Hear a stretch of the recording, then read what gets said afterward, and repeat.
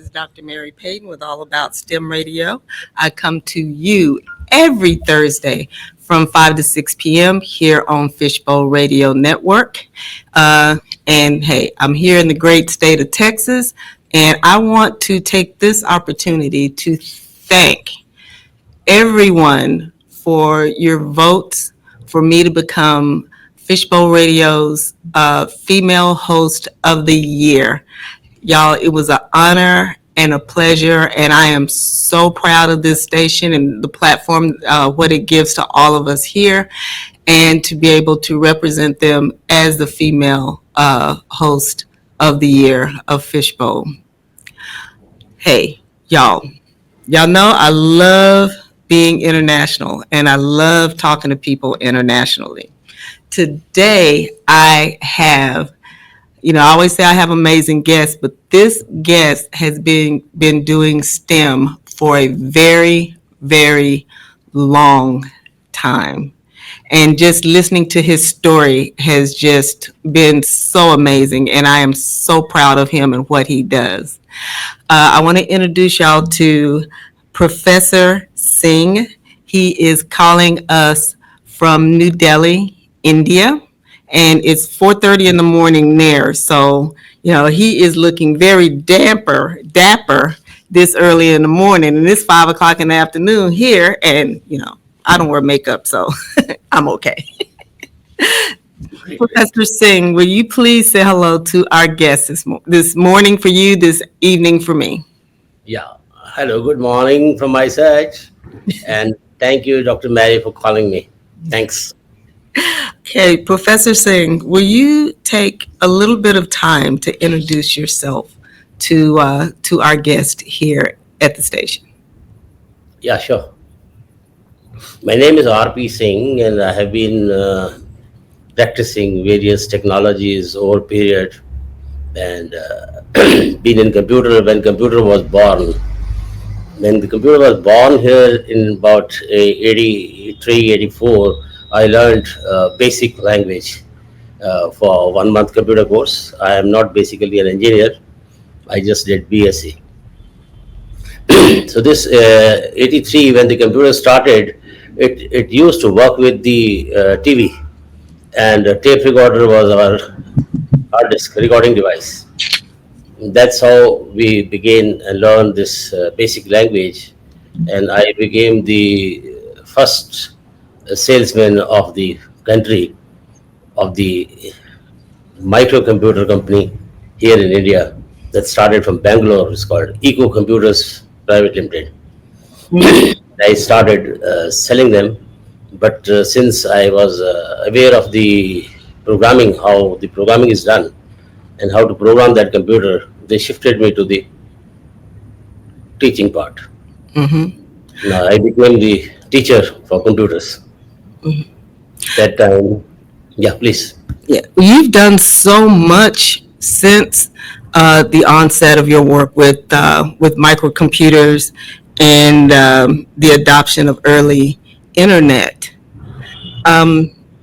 What got you interested in early internet, and what did you do with that interest? Yeah, that's the point. See, when I started, I was considered as a highly intelligent person, and slowly, when the computer grew up, and when I used to type something and make mistake, computer say you are idiot in basic. Uh-huh. That was syntax error. When you give, you will see that the sentence written there, you are idiot in basic, and that telling of computer to become idiot, I became idiot and computer became smart. Mm-hmm. So from highly intelligent to hardly intelligent, we reached that stage. Now we are talking about the artificiality of intelligence. Yeah. We are no more intelligent. Computers are intelligent, and we just follow them.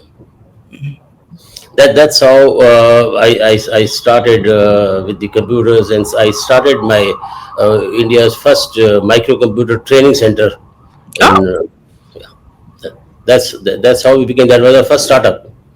And this startup, we opened up the computer center for training, and we were not getting students.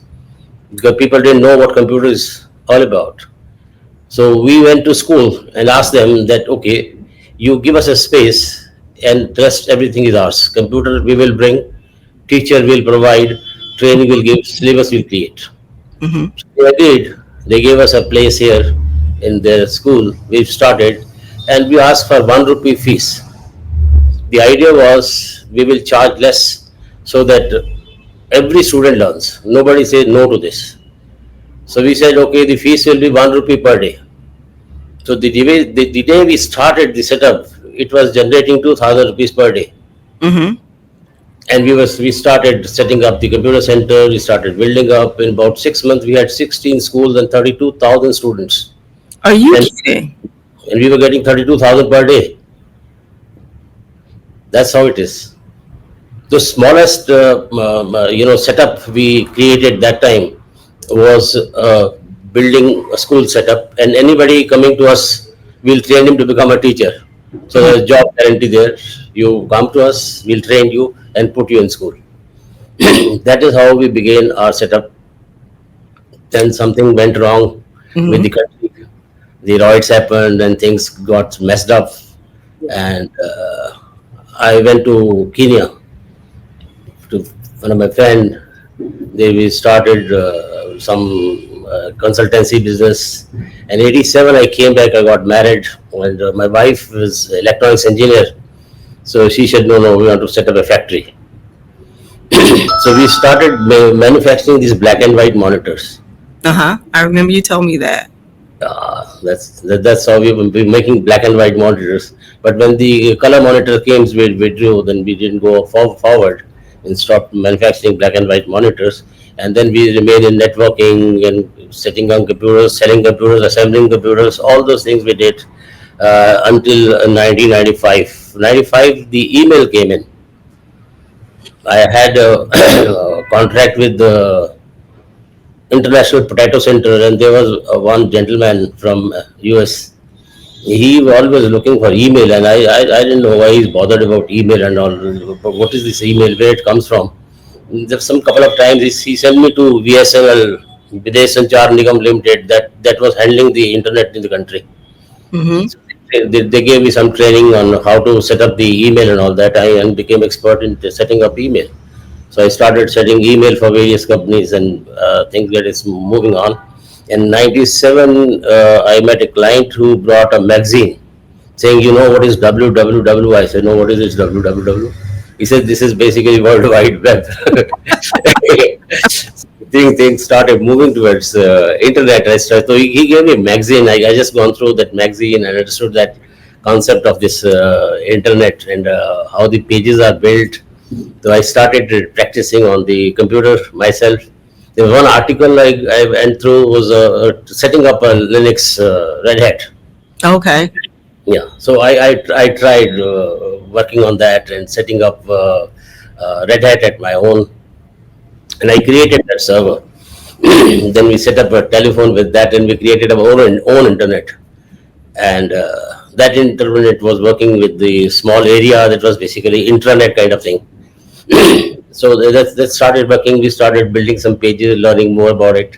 1997, we started with the bharatnet.com, the site, and started working on setting up pages for clients. It was actually a replacement of a yellow pages. The Oh. yellow pages had the advertisement from various industries. So Mhm. they come up with the write up, and then the write up is basically purchased. I mean, they pay for it. So we also started asking money for that. So you create a page, it will be internationally published. That was the concept, and we're charging 1100 rupees for that for 1 year. So we started building that, and then we continued doing it. About we had over 1,500 pages, or in about 2 years' time. It was very slow. So we thought because we have to improve our setup, so we thought of hiring MBAs. We went to IIT, IIM Roorkee, and asked for a campus placement. They interviewed about 35 students, and we hired 32 out of them. We hired all of them. They said, you come and start selling these yellow pages on internet. So that's how things started coming in 1999. Some people came and they said, "You close this down and we buy it." They paid us 4 million for that, for closing it down. So we thought, let's not sell one page one every time. Let's say multiple pages. So that's how we started, and then we built the what do you call online education system. Uh-huh.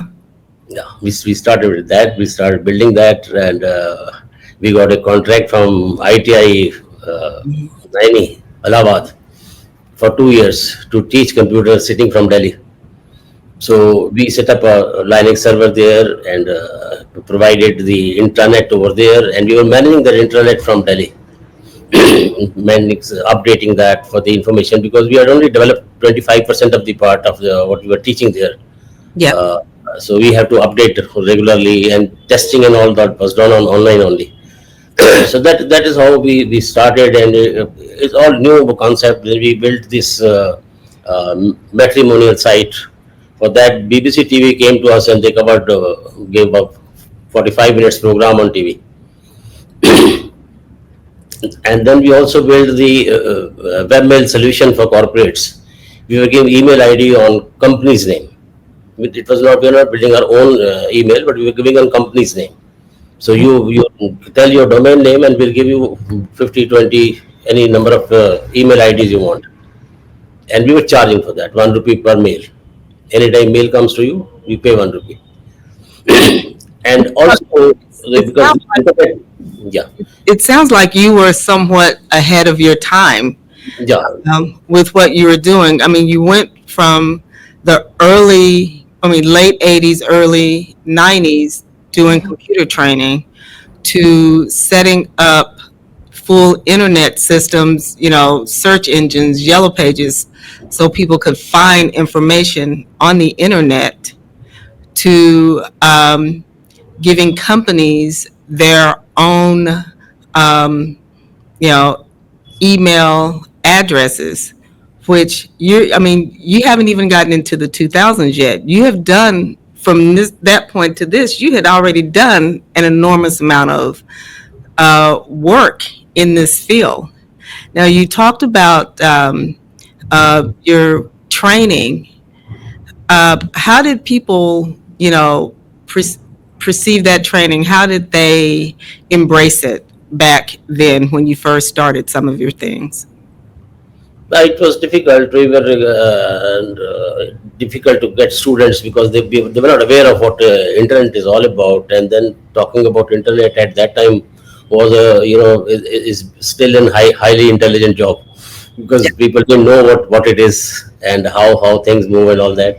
We were showing demonstrations, wasting time with them, understanding, telling them what it is and how it's going to work and how it's going to help them in the stage. And we were also not aware how and where it will reach, as on today where we are.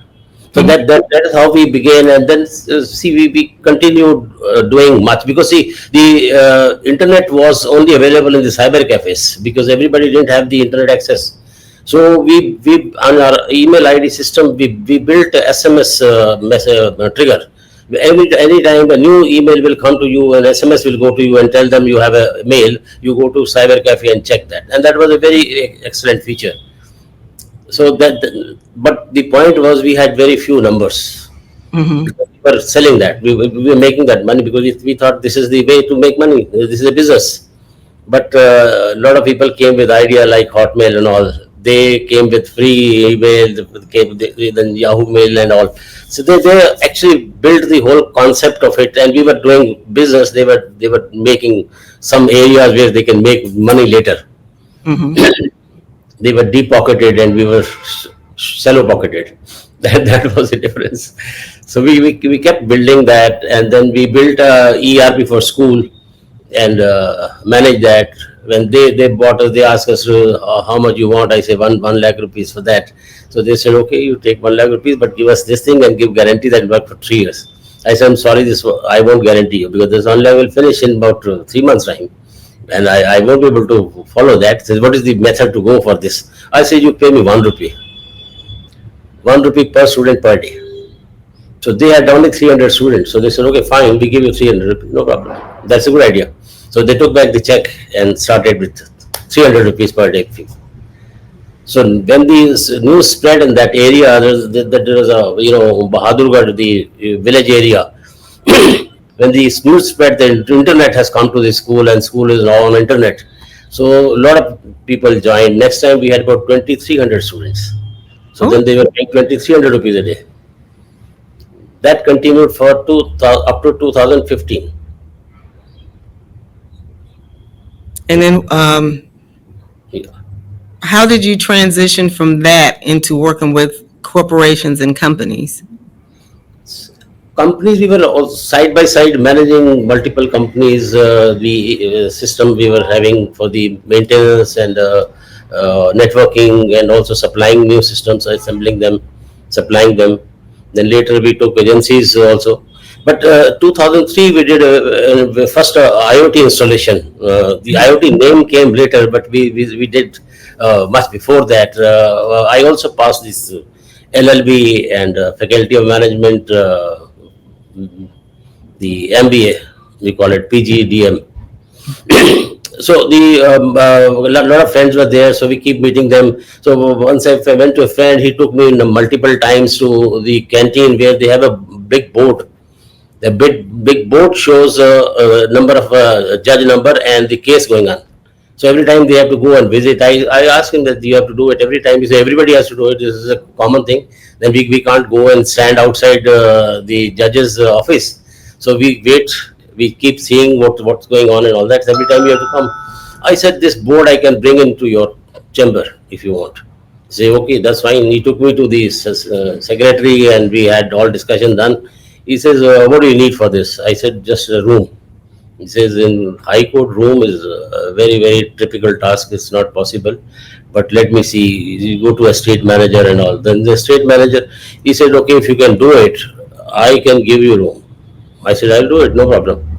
So he agreed to give his own room 50%.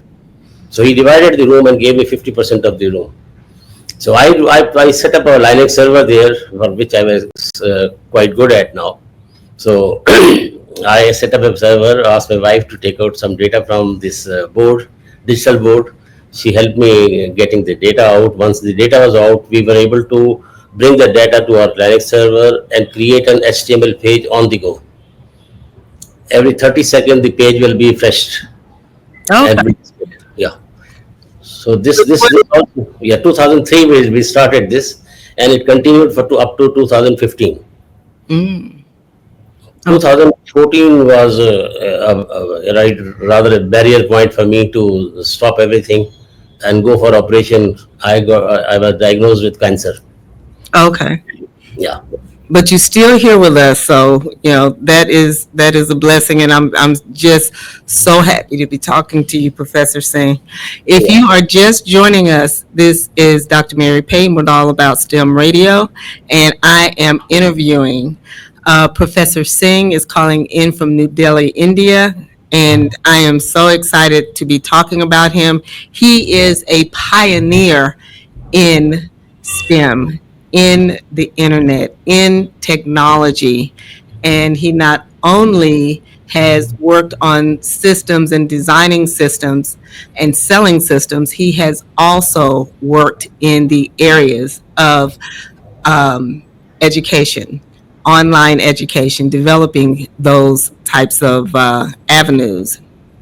Now, Professor Singh, we talked a little bit about the corporation, the online education.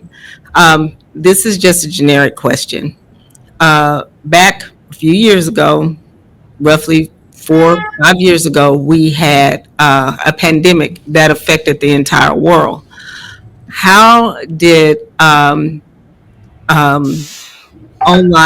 was online education in India affected? I know how it was what happened in the United States, but how was that affected in India? See, when we started online education in 2003, then there was not much scope on that. A lot of people were not aware of it, and it was basically a server distributed system. From Yeah. a server, we were distributing, but there's no internet. There's intranet kind of setup we were building, but that server was managed from the remote control.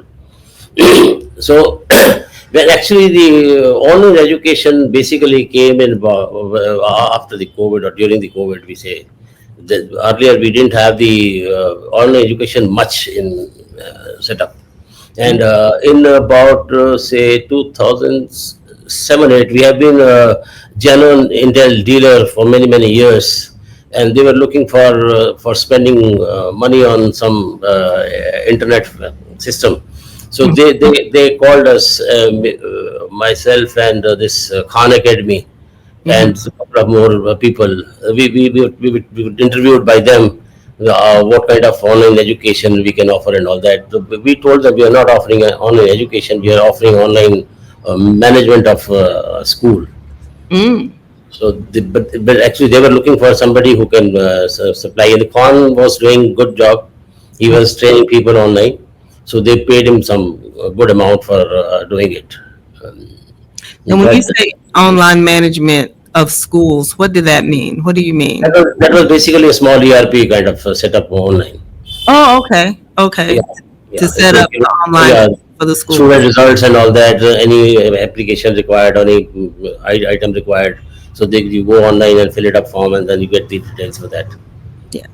And I found that that was very important. I was on Hawaii at the time, but I was on the Big Island where a lot of our kids were rural and may or may not have internet set up. But I was lucky that a lot of my coursework was already online. So the majority of my students were still able to get their content and get their work. And a lot of teachers was like, "How did you do that?" I said, "My kids already know how I work. I just needed the platform." And sound like you were one of those people that provided the platform and the setup that us as teachers needed to have to make sure we could continue to educate our students. And I have to thank you for that. Great. So, That, no, what yeah. were we going to say? No, it's okay. Please carry on. Yeah. So, keeping that in mind and looking at a lot of our education today and a lot of the systems that are out there for our students to use, what do you feel or how do you feel AI um, is affecting our, you know, intelligence, or how do you tell students to use AI or link into AI? What is your thoughts about artificial intelligence? I think intelligence has never been artificially updated. We are actually misusing the name. There is nothing called artificial. Yeah, there is nothing called artificial. Intelligence is intelligence. It has got nothing to do with artificiality. Now, see, the point is we are being manipulated with AI. That is true. Like when I have to test a student and tell him that how you will be caught in the system, I ask them a question that what is this? Two, Yeah, two fingers, yeah, two fingers. Then what is this? two fingers, Then I give me this. What is this? two fingers on each hand, Yeah, or four fingers. yeah. So when I say this, so they say this is four, right? Uh huh. When I say this, Six. yeah, that's right. And I say nine. You say nine. Why do you say nine? Why? Because when I showed you, I gave you the data. Yeah. This is data basically. I gave you two. This is data. Yep. You take it as a data. Now I have given you data, but I have not I didn't tell you about the algorithm. So you are actually living in a default mode. Okay. Yeah. You think it is plus only, but Oh. I have multiplication in mind. So what? Oh. Now, now I'm following. When you said this, so 3 times 3 is 9 instead of it being 6. Okay. I'm following. because it didn't tell you the algorithm. Unless you know the algorithm, now we are being manipulated by various algorithms. We put our data in and something comes out, Yeah. then we say, oh, it's good, excellent, very good. It is giving 80% accuracy. What Hmm. accuracy it is giving you is depending on the algorithm. The algorithm is the boss. Now, who is managing the algorithm? As on today, they are all open source. Okay. Tomorrow, somebody will catch that source, buy that source. Now they knows. One of the experiment what Google did, when you have a blue line, instead Uh-huh. of that you have a red line. When there's more traffic, you will have a blue line. When there's less traffic, you have a red line. Now Yeah. what happened? The all the taxis and cars and scooters, they were all moving towards the blue line. Hmm. Now it all got stuck. Google increased their income by 30%. Just imagine that. Because the taxis were taking from 30 minutes to 2.5 hours for Hmm. the same destination, Hmm. because Google manipulated that algorithm. That's interesting. Yeah. Okay. So So this is what the artificiality is all about. So I stopped calling it artificial intelligence. I call it art of using intelligence. So you have to build art of using the intelligence rather than getting into artificially intelligent. I like that. That does make sense. Yeah. Yeah, because everybody is talking about artificial intelligence is taking over. People don't write their own papers. People don't do their own research. Artificial intelligence is taking people's jobs. Those are the comments I hear, but I don't see it that way. I see it as us using it. How do we use it? You just kicked a whole something different into my head when you talk about what is, the factor, what is the manipulative that we're using the intelligence with and for. You can't do that to old people. You can't tell me stuff like that. Okay, I'm just messing with you, Professor Singh. Yeah. The point is we have to understand how to use the intelligence and take our work out from that. The Yes. idea today, as I just attended a meeting with the future of universities of future. Mm-hmm. Now they were talking about different things, and the most important point what they were talking about was that we must convert our classrooms to labs. Yeah. As the students coming out from colleges have no idea how to handle a screwdriver, they have just in the lab they have seen computer and nothing else. Mm-hmm.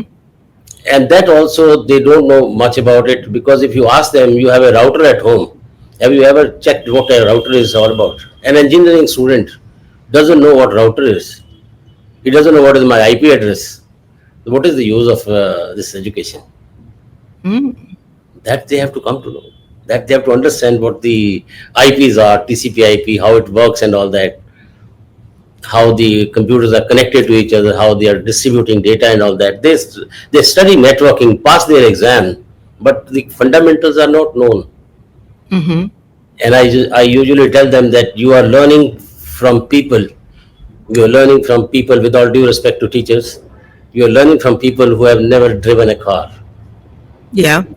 You learn to drive a car, and you learn from person who has never driven a car. That is the problem.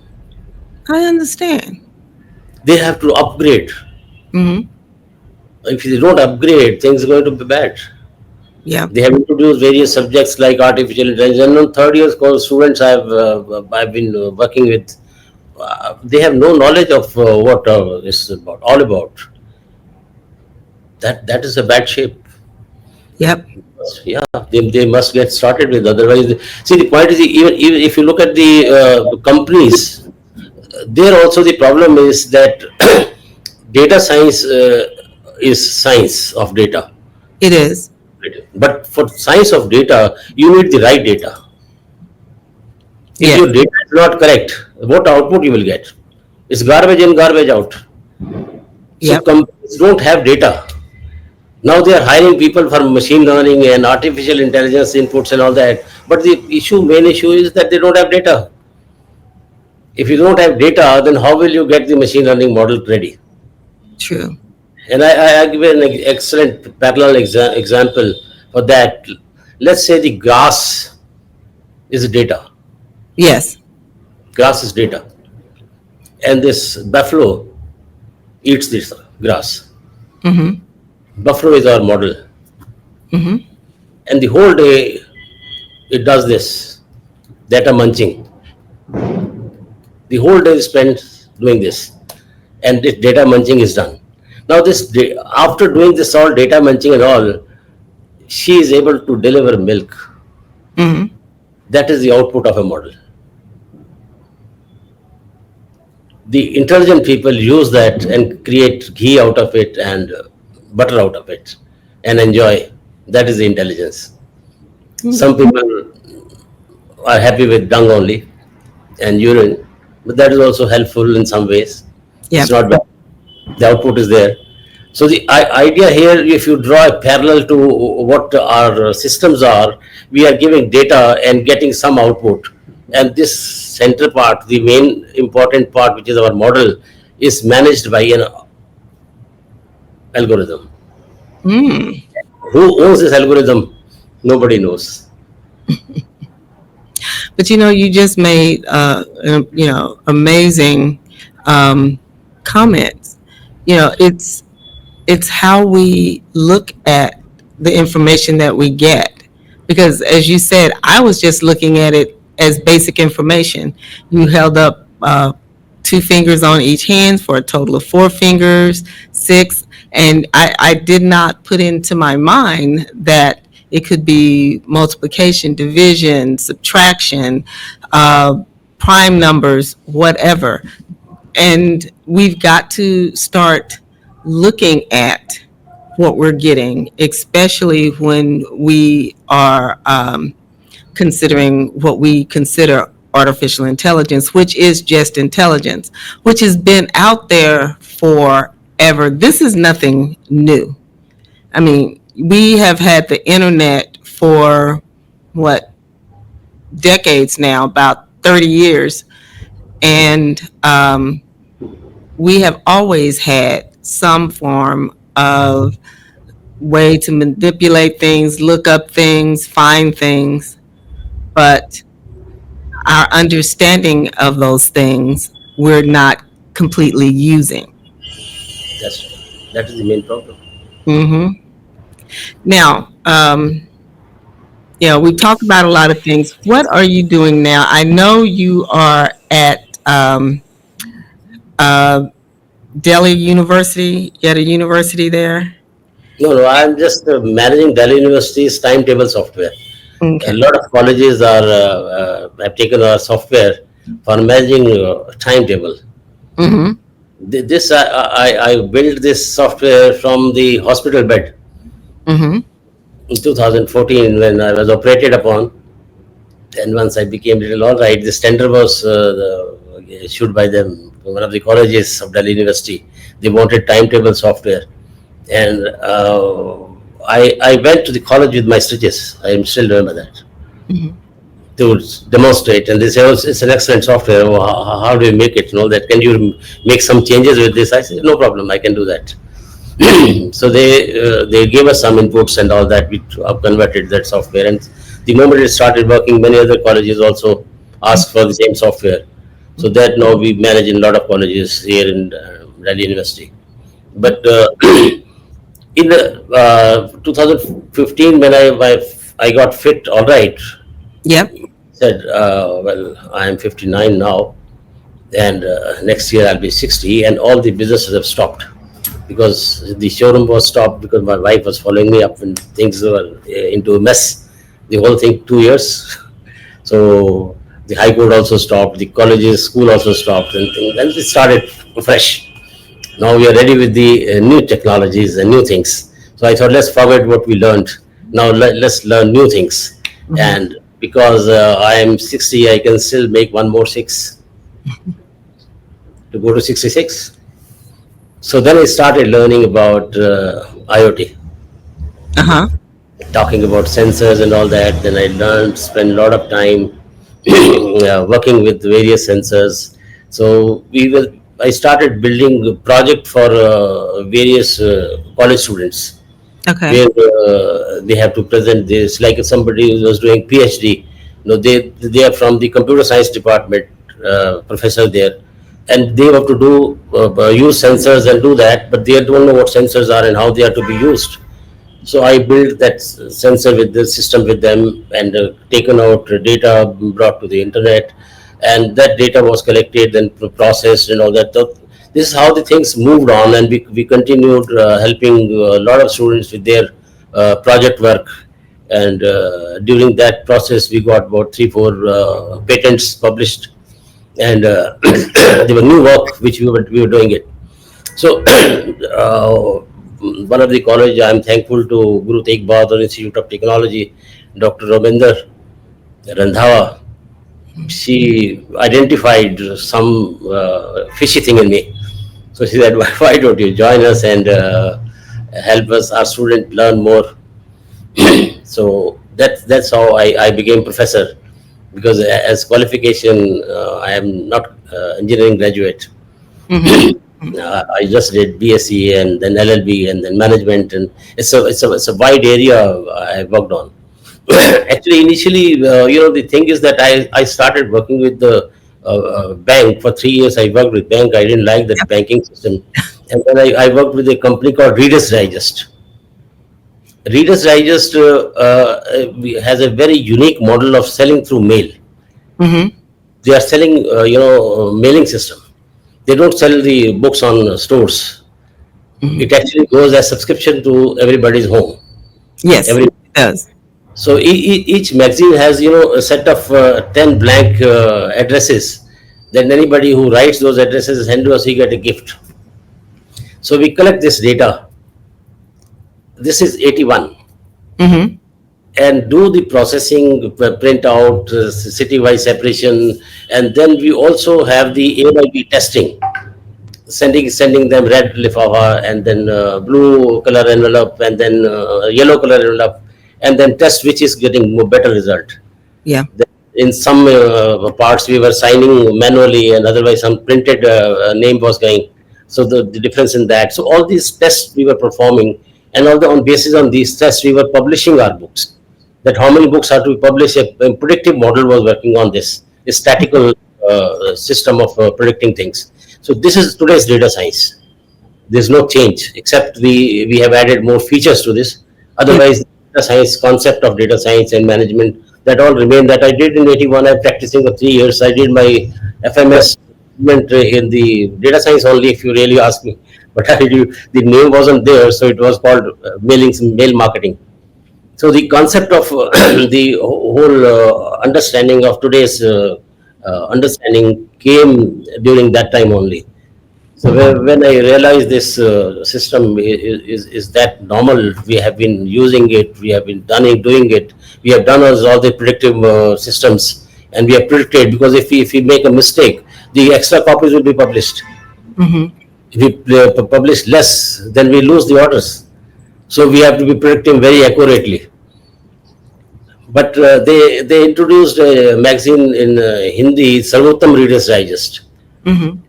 and the Hindi belt was not that good.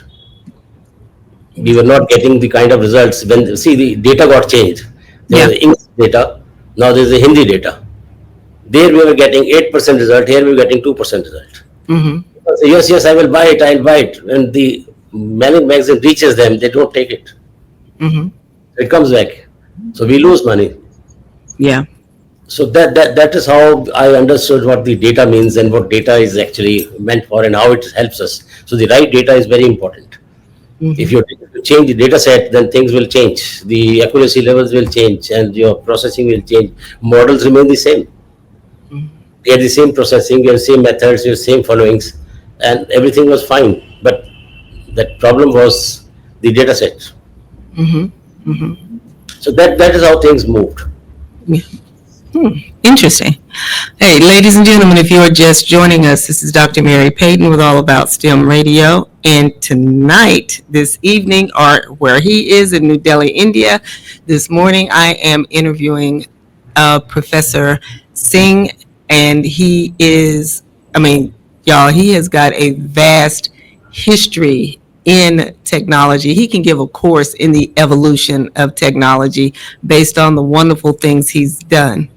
Professor Singh, um, I'm looking at your notes that I have from you. You are doing some work in agriculture. You're working with smart farming. Um, can you explain that to us? What Actually, is it? this was a PhD project for one of my student, Nisha Agarwal. She is a professor at Institute of Maharaja Agar Sen College Institute of Technology, MATE they call it. And she told me that she has to do a project in for her PhD Yes. in the mushroom center. Hmm. So the mushroom is a very critical kind of thing.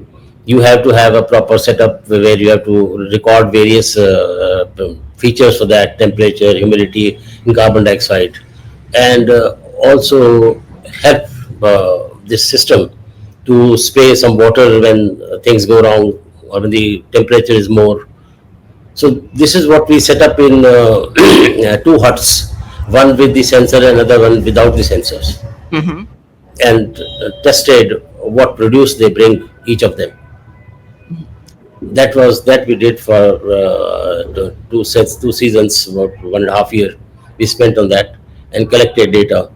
We set up wireless setup initially, Wi-Fi system, but that was not taking longer distances, so we tried using LoRa technology there Yeah. and started getting LoRa results. But LoRa, what we were using was basically 433 megahertz. That is not good for the country. Country has a ban on that. We didn't know that, so we didn't publish that. We published only Wi-Fi portion of it because country using 865, 867 model. So not knowing is also important. So we didn't know how to go to Trai and find out what parameters are available free for us. But the sensors were available since they come from China. Hmm. They were 33 megahertz, and we didn't know we use them. But then we stopped using them. Now we don't use them. We Oh, have a different setup for that. okay. That is what we worked in the area of this thing. And we when we published the paper, the even patent got published for this. Okay. All right. I mean, seem like you have just gone full circle. And can you believe we only have about 6 minutes left in the show? That's big. But, you know, getting to this last thing that you just talked about, you're using what you know and what you've learned and what students are learning to look at some of the things for our future. What do you see as some of the future things for technology? How is it going to support us? What do we need to think about? That's a big thing. What do we need to think about, and what can we do with it? Well, that's very important thing. What can we do about it? See, actually, we have moved from high to high, Yeah. highly intelligent to hardly intelligent. Now we are getting artificial intelligence, and I'm saying don't do that. Use art of using intelligence. So that is my point, that if we start using art and use our intelligence in the right way, things will move. If we start depending fully on these algorithms, we are heading for some disaster. Hmm. Someday or the other, we will reach. Actually, if you really take this up as a proper thinking, our students do not have thinking process. They live in a default mode. They go to college, come back, go to college, come back. I ask them to create a data science application and tell me how much you have paid your fees.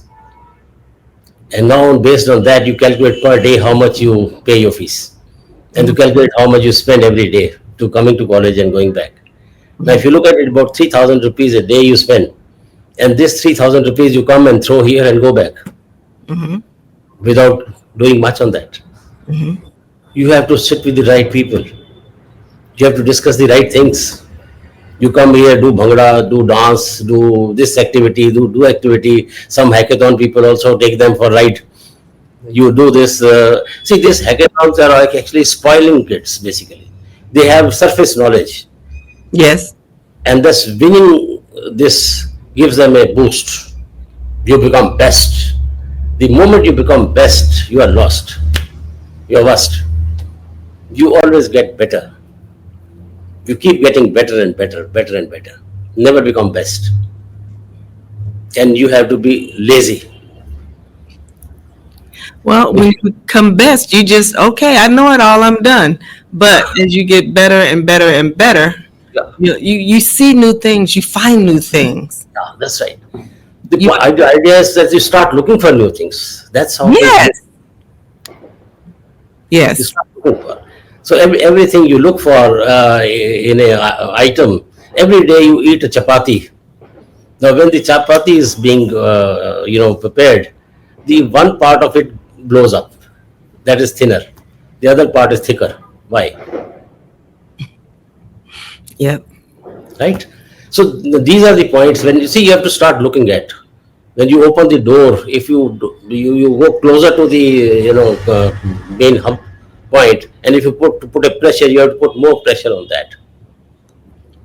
Mm. So I to test the knowledge and the person's curiosity, I give them an example. I ask them a question: how big is A, capital A, then the smaller one? Now, how big is small a, then the bigger A? And what kind of feedback do you get from that That's, question? no, I'm talking to somebody. See, if you ask somebody who's hungry, you tell him how is 2 plus 2, he says 4 chapatis.